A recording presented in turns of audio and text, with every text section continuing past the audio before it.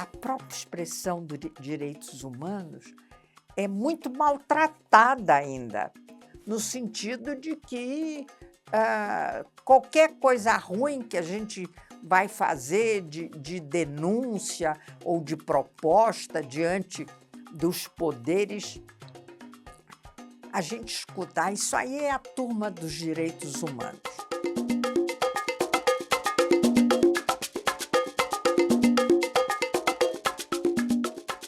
Hoje, eu diria que eu sou uma militante pelos direitos humanos e a democracia. Me formei em Ciências Sociais na USP, onde fiz mestrado, doutorado, livre-docência, concurso de titular. Estou aposentada pela expulsória, ou seja, quando eu me aposentei, a idade limite era 70 anos, estou com 82, então, nesses 12 anos de aposentada, eu continuo atuando na área acadêmica, em bancas de mestrado, doutorado, concursos, mas principalmente na militância por direitos humanos. Sempre atuei em entidades, em ONGs ligadas a direitos humanos. Primeiro, durante a ditadura, na Comissão Justiça e Paz, com Margarida Genevoix e sobre a liderança do arcebispo Dom Paulo Evaristo, que foi quem assumiu a responsabilidade pela missa depois do assassinato do Vlado. E até hoje faço parte da Comissão Justiça e Paz e, desde 2019, depois da vitória eleitoral do ex-presidente anterior, faço parte da Comissão Arnes, de Defesa dos Direitos Humanos, que se reuniu um grupo de pessoas comprometidas com democracia e direitos humanos, porque tínhamos a convicção de que o então eleito era um inimigo declarado tanto da democracia como do seu gêmeo, a luta por e a garantia dos direitos humanos. Então, gosto de dizer que tenho 3 filhos e sou também avó militante de 5 netas. Pois é, justamente como eu já era uma militante de direitos humanos, já era professora na Faculdade de Educação da USP, onde me aposentei como professora titular, e tinha várias aproximações com a família Herzog. Fui colega de faculdade em Ciências Sociais da Clarice e muito próxima de quem foi depois, e é hoje, o coordenador do Instituto, Rogério Sotile, porque também sou militante do PT e acompanhei o trabalho da criação das secretarias de direitos humanos dentro do governo, como uma política de Estado, mais do que uma política de governo. Então, conheci o Rogério nessa área de democracia e direitos humanos. Mas quem me chamou para o Instituto foi o próprio filho do Vlado, o Ivo Herzog, que me conhecia através de amigos comuns. E imediatamente aderi com muito entusiasmo ao projeto do Instituto. Devo dizer que a ideia de educação e direitos humanos foi inicialmente trabalhada e colocada em prática pela Comissão Arnas, com Margarida Genevoix e o advogado Marco Antônio Rodrigues Barbosa e José Carlos Dias, os três que foram presidentes da Comissão Justiça e Paz.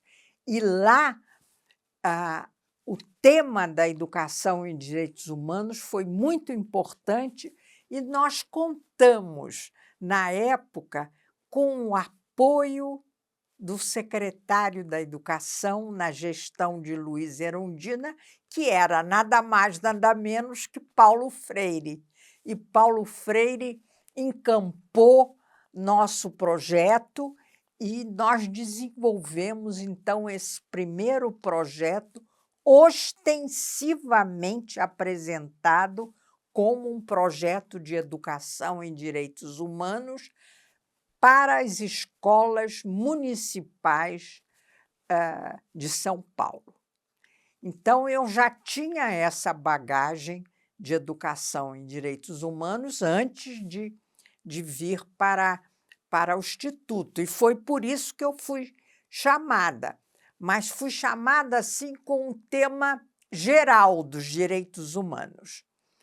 E percebi, nas primeiras reuniões, que com aquela equipe inicial de jornalistas, que era o núcleo duro do Instituto a partir da sua fundação,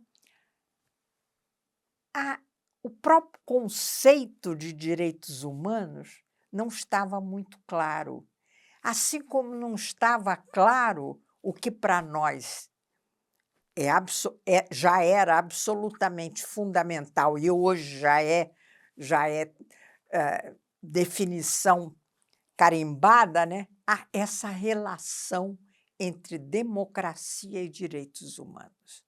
Ou seja, o reconhecimento, a defesa, a garantia e a promoção dos direitos humanos são indissociáveis de qualquer proposta democrática. Um país democrático, um Estado democrático de direito,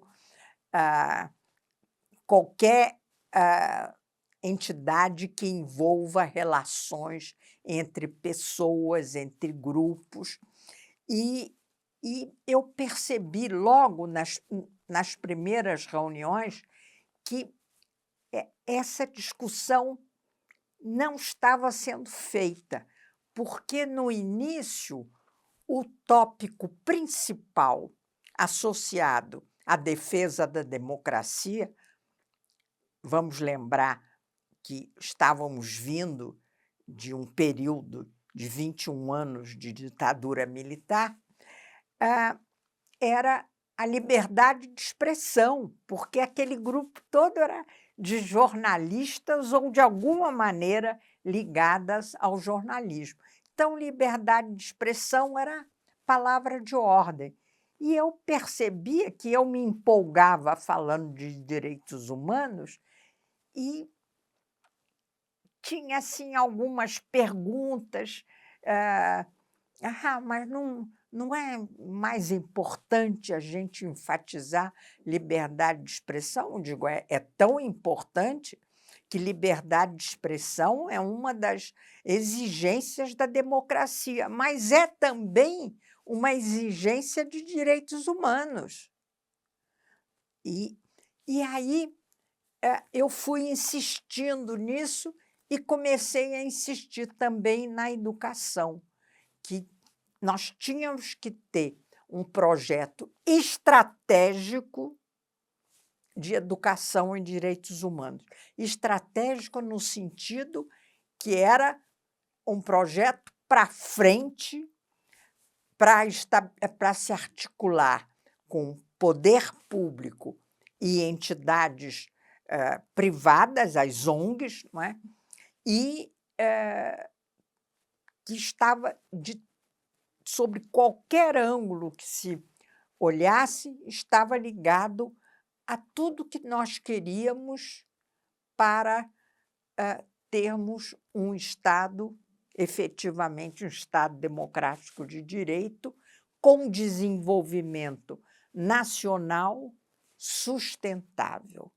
E aí, a parte dessa estratégia era explicar, e isso teve que ser feito, e eu acho que foi a contribuição que eu pude dar no início da minha participação, foi aprofundar, trazer textos e tal, essa relação entre democracia e direitos humanos, insistindo que direitos humanos fazem parte como direitos fundamentais da nossa Constituição.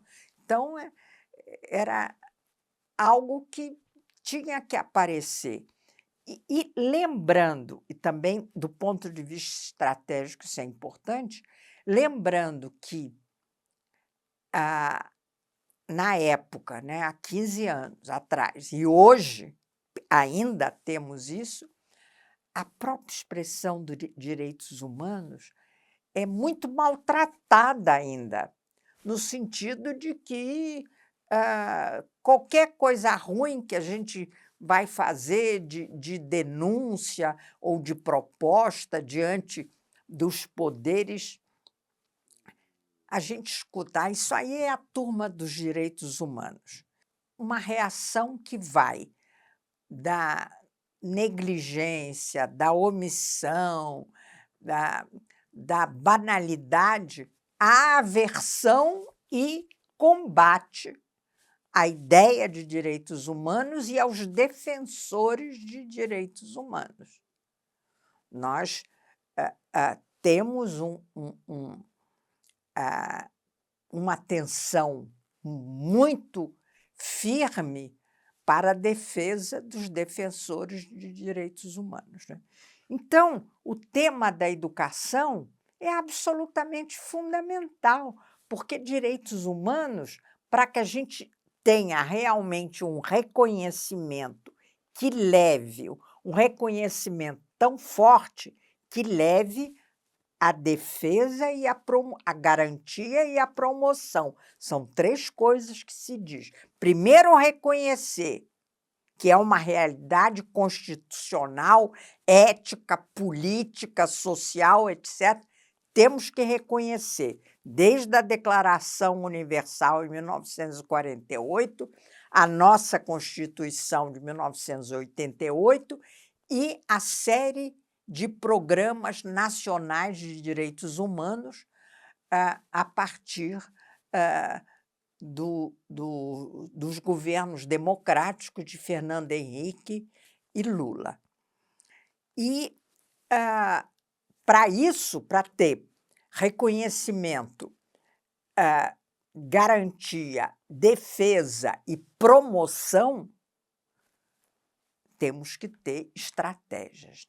E uma das mais importantes é entrar na educação vista como formação.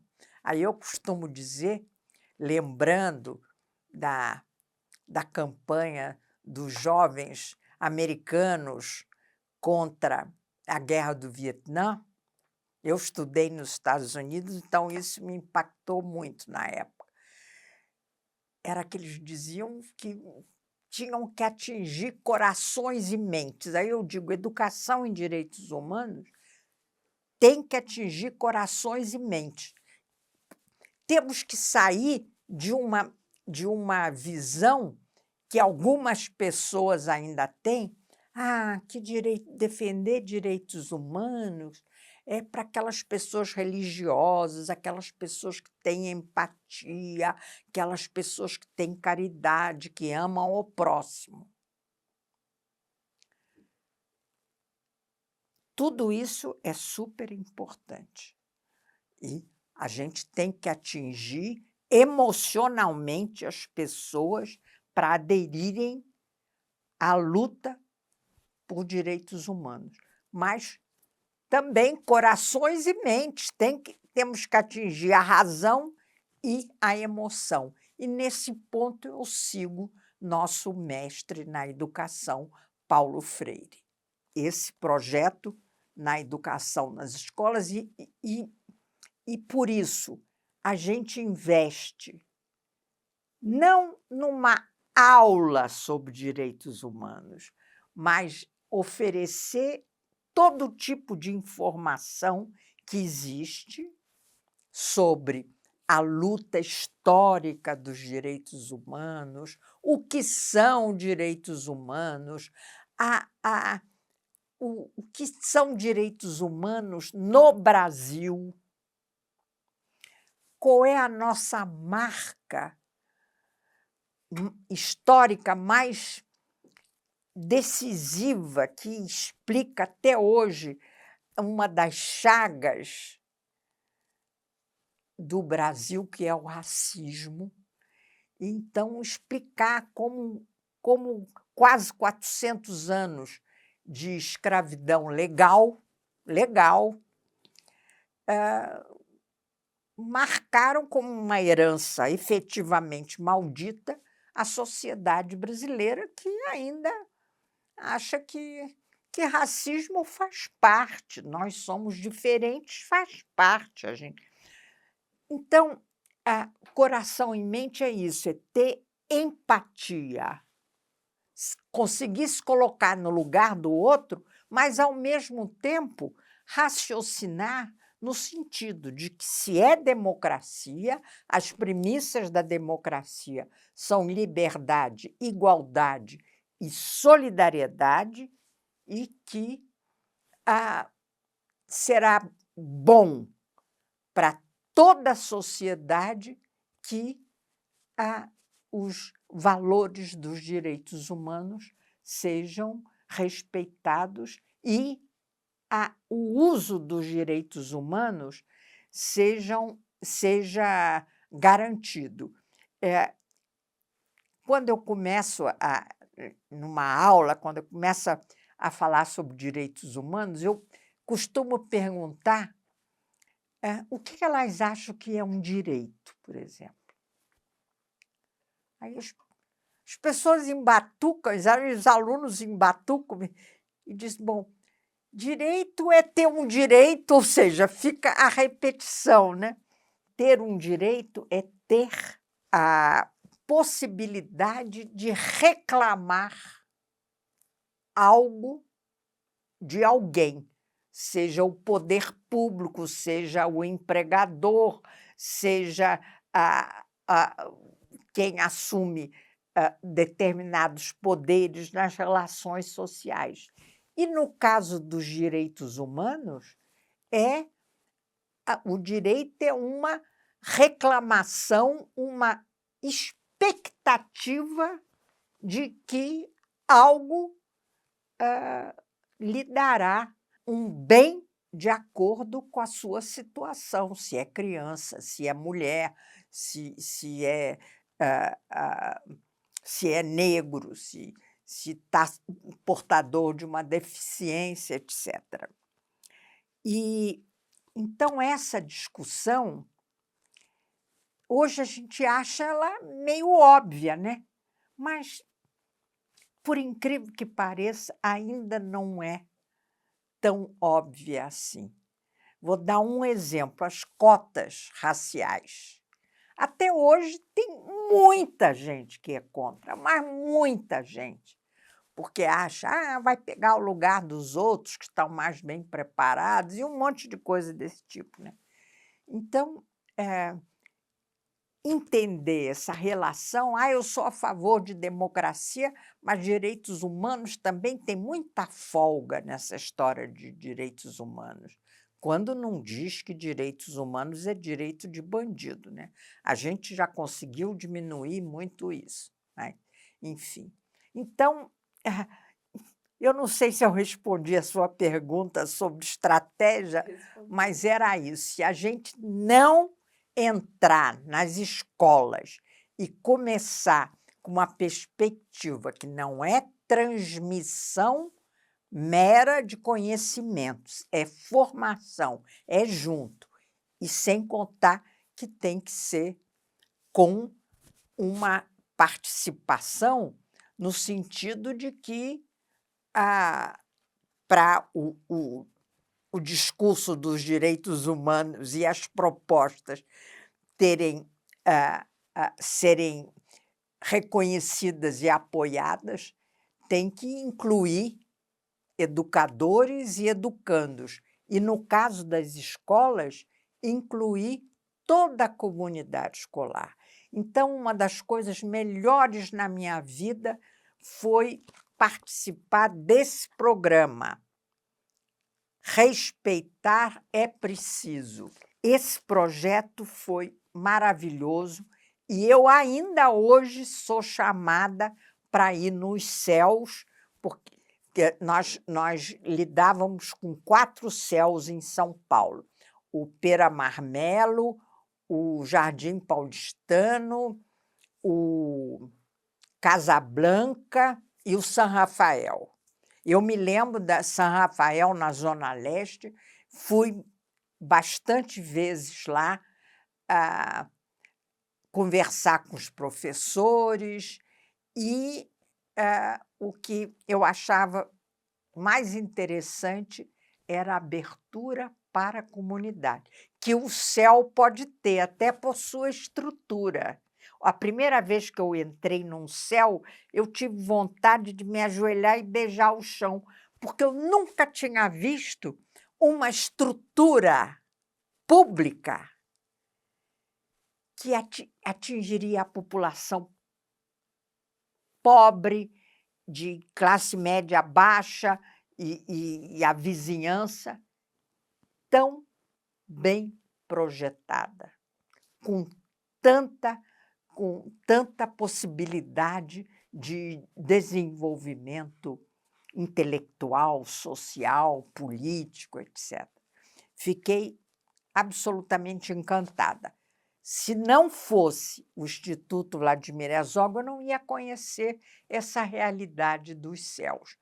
Então, esse projeto começou com respeitar é preciso, e aí nós, inclusive, fomos pensar e transmitir o que a gente estava entendendo por respeito. Principalmente lidando com escola, a ideia de respeito podia estar muito embutida numa relação hierárquica. Respeito ao professor, respeito à direção da escola, respeito à polícia. O que a gente diz, tem que ter esse respeito sempre, mas é muito mais do que isso. É uma relação mútua. Esse respeito é o respeito mútuo. E essa ideia pegou, respeitar é preciso. E nós, no começo, nós íamos sempre através dos céus, porque, como é sabido, né, o céu, na sua região, abarca umas 15 outras escolas que podem participar dos seus programas, né? Recentemente, eu tive no Pera Marmelo e lá conheci a biblioteca, a Margarida Genevoix, nossa grande dama dos direitos humanos, que vai completar 102 anos, lúcida, ativa. Falei com ela que eu vim aqui hoje. Ela doou a sua biblioteca de direitos humanos e está lá já foi catalogada, está lá no Pera Marmelo, tem até uma montagem com uma fotografia dela entregando os livros. E esse trabalho de formação, nós insistimos que tínhamos que começar com os professores, porque o professor, às vezes, não tinha a menor ideia do que a gente queria dizer com direitos humanos. Se eu já achei que no grupo de jornalistas do início do Vladimir Herzog havia algumas dúvidas em relação a direitos humanos, imagine nas escolas municipais, não é? E, então, essa formação com os professores, super importante, e partindo do princípio que um programa de educação em direitos humanos numa escola só vai dar certo se a relação dos professores, da direção, dos funcionários com os alunos e vice-versa for também em bases democráticas de respeito. E aí perguntavam, mas e a autoridade do professor, como é que fica? Isso, direitos humanos pode dar muita folga para os alunos. Não, nós sempre vamos defender a autoridade do professor, a autoridade da direção da escola, mas contanto que as normas sejam conhecidas, sejam discutidas, e por isso que nós, no projeto Respeitar é Preciso, nós procurávamos nos associar ao projeto político-pedagógico que começou com as novas diretrizes de educação e que instituía o projeto político-pedagógico para cada escola, que deveria ser debatido com todos os membros da comunidade escolar. E hoje a gente sabe que um dos principais problemas para o sucesso desses projetos políticos pedagógicos da escola é conseguir manter os professores em apenas uma escola. Porque que projeto político que um professor vai aderir e lutar por ele se ele pula de uma escola para outra, é obrigado a ter 2, 3 empregos, né? Então, esse é um problema que resta para ser enfrentado, e é um problema ligado ao próprio poder público, né? Mas foi e continua sendo uma esperança e um projeto formidável, e eu acompanhei vários projetos, inclusive eu inaugurei projeto de educação em direitos humanos na USP, na minha faculdade primeiro. Hoje tem tudo quanto é lugar, curso de direitos humanos, inclusive na USP eu faço parte da Comissão de Direitos Humanos da USP. Desde o começo do ano eu estou nessa comissão.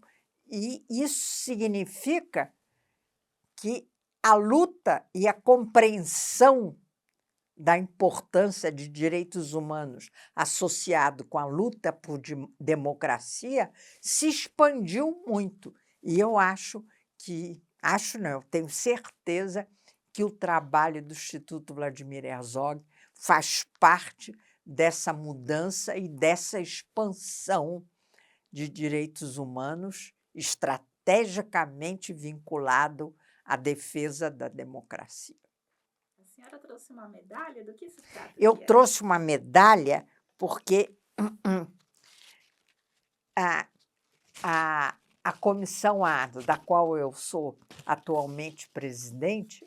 O que é a comissão? Sim. A Comissão ARNO recebeu essa medalha na prefeitura de Diadema, e a medalha é Medalha de Direitos Humanos Vladimir Herzog. Aí eu fiquei muito honrada, tenho várias fotos com a medalha, fiquei muito honrada. A Comissão Arnes foi fundada em fevereiro de 2009, porque desde o final de 2018, quando um grupo de pessoas da minha geração e mais moças também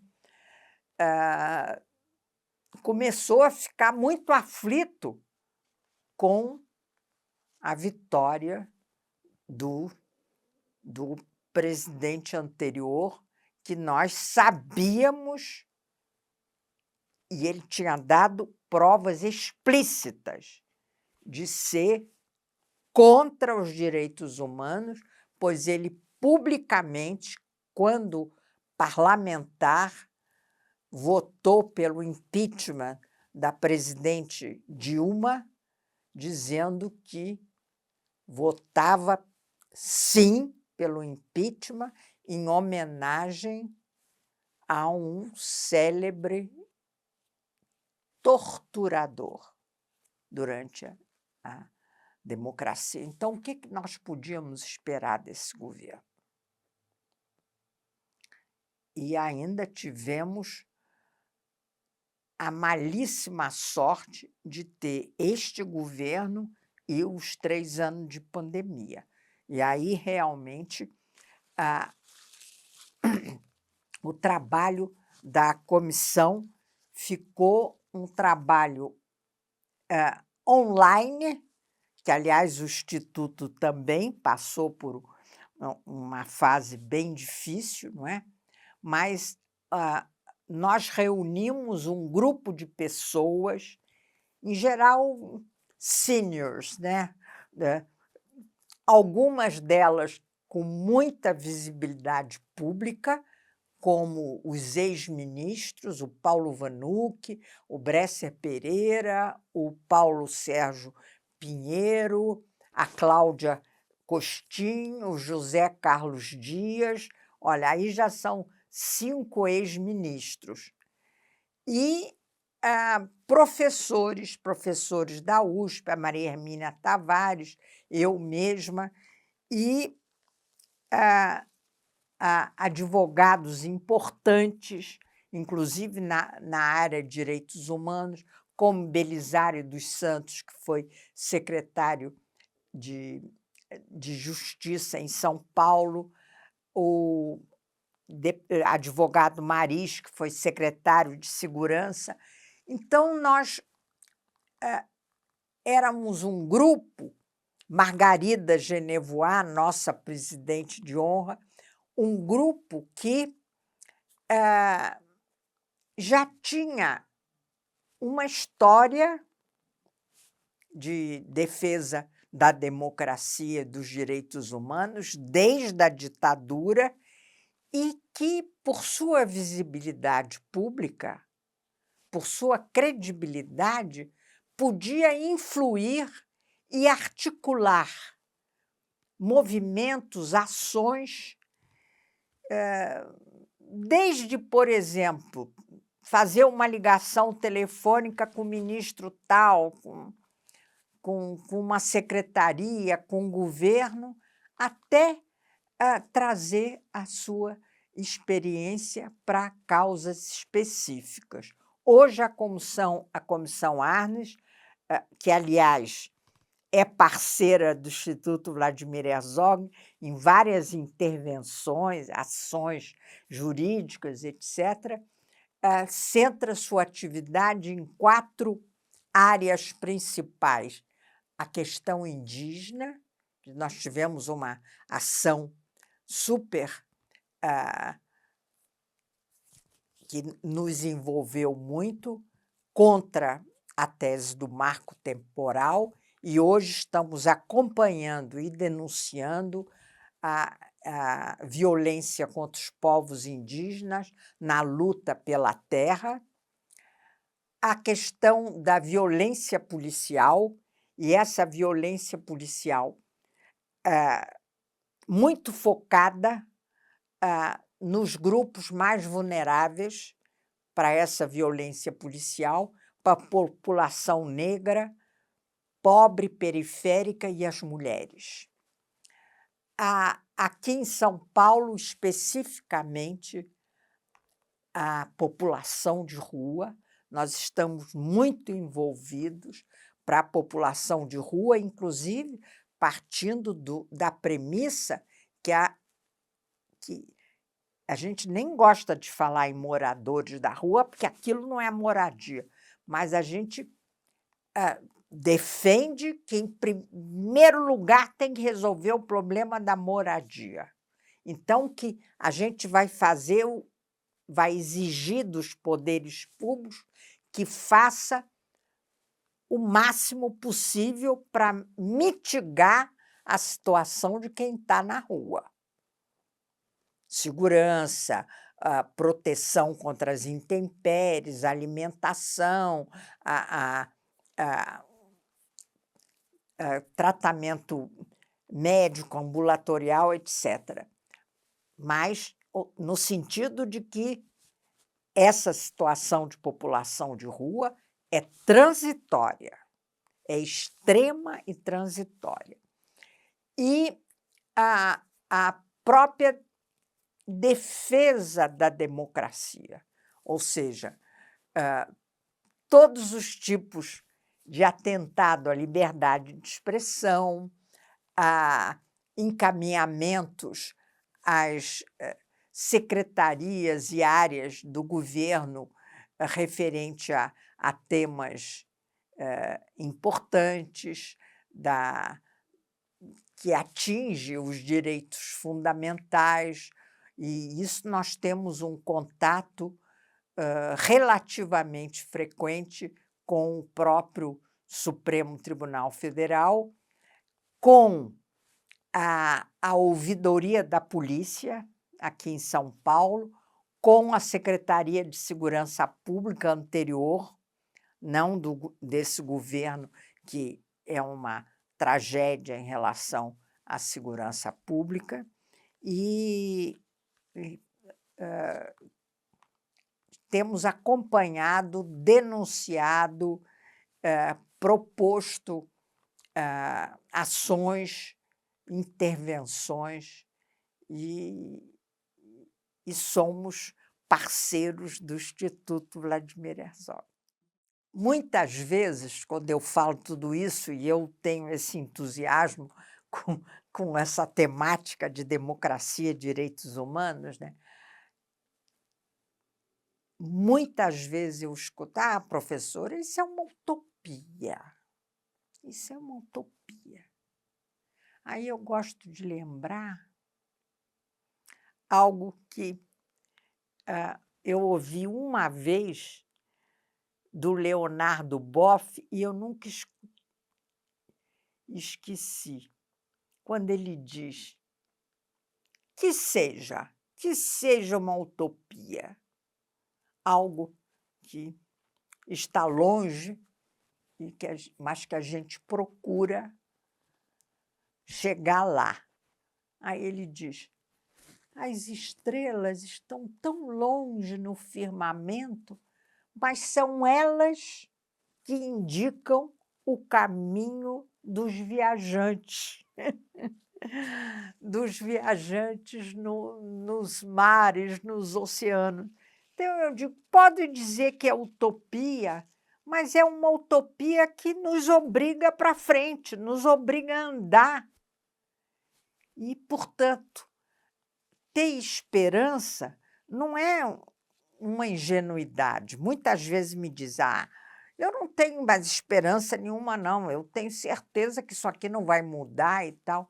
Eu digo: mas sem esperança, para mim, sem esperança, eu tenho dificuldade para me levantar de manhã. E a esperança é uma virtude muito positiva, certa vez eu ouvi de um jornalista africano que dizia assim: eu aqui no Brasil estou ouvindo muita gente dizer que não tem mais jeito, que perdeu todas as esperanças e tudo, e eu só digo o seguinte: esperança, o oposto da esperança é o pessimismo. Pessimismo em relação a tudo, né? E ele dizia: pessimismo é luxo de rico. É luxo de rico. Quem tem a vida ganha e que não precisa se preocupar com nada. Para nós que estamos na luta, nós não podemos ser pessimistas. Se a gente acha que nada vai dar certo, então, aí eu sempre lembro isso. Pessimismo é luxo de rico. Aqui no Brasil, a gente tem que ter o otimismo que é da esperança e que está associado à luta por democracia e direitos humanos. Vamos em frente, sempre.